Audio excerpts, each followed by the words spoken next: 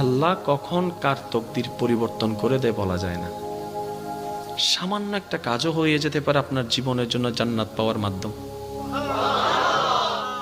পৃথিবীর অনেক বড় বড় পাপীদেরকে আল্লাহ মাফ করে দিয়েছেন, এমন রেকর্ডও এবার একটু শুনেন। হযরত মূসা আলাইহিস সালামের যুগে একজন পাপিষ্ঠ, এমন পাপিষ্ঠ ছিল যাকে সমাজ থেকে সবাই বহিষ্কার করে দিয়েছে।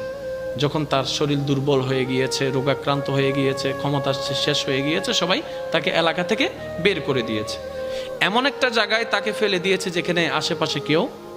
এবার সে যখন অসুস্থ শরীর, খাবার নাই, ঘুম নাই, শরীরের মধ্যে ক্ষত বিক্ষত, একদম জরজন্য অবস্থা, যখন তার পাশে কেউ নাই, এবার সে চোখের পানি ছেলে রবের দিকে তাকিয়ে বলে, ইয়া রব, সবাই তো আমাকে ফেলে দিয়েছে, তুমিও কি আমাকে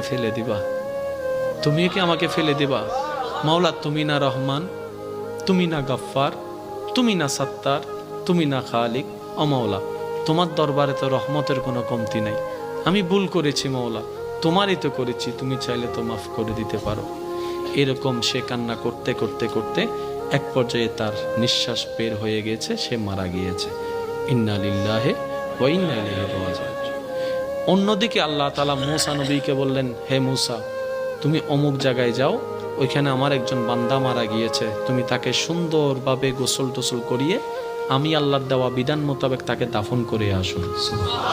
তো যেহেতু মূসা নবী আল্লাহর নির্দেশ পেয়েছেন, কোন মূসা নবী? যিনি নবী, জলিলুল কদর একজন নবী। উনি ওই এলাকায় গিয়ে যখন খুঁজতে লাগলেন মানুষটাকে, সবাই বললেন, আপনি একজন নবী, এরকম গুনাহগারকে আপনি খুঁজেন কেন? তো রব পাঠালেন, যেহেতু বুঝে শুনে পাঠিয়েছেন। এখন আয়েশা দেখে যে সবাই ওটার বিপক্ষে, কাহিনী তো মিলে না, ব্যাপারটা কি? যেহেতু রবের হুকুম এসেছে, কারো কথা শোনার কোনো দরকার নেই। এবার উনি গিয়ে সমস্ত কাজকর্ম করে আল্লাহর দেওয়া বিধান মোতাবেক ওনাকে দাফন করলেন। এবার মনে মনে প্রশ্নটা রবকে করলেন, ইয়া রব, সবাই তাকে পাপী বলছে, কিন্তু তুমি আমার মতো একজন নবীকে দিয়ে তাকে গোসল দেওয়াইলা, নিশ্চয় তার তো কোনো কাজ তোমার পছন্দ হয়েছে।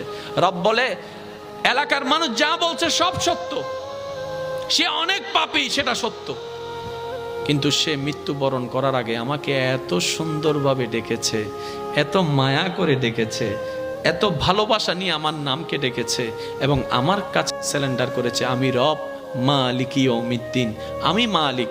তার সারা জীবনের গুনাহকে খুশি হয়ে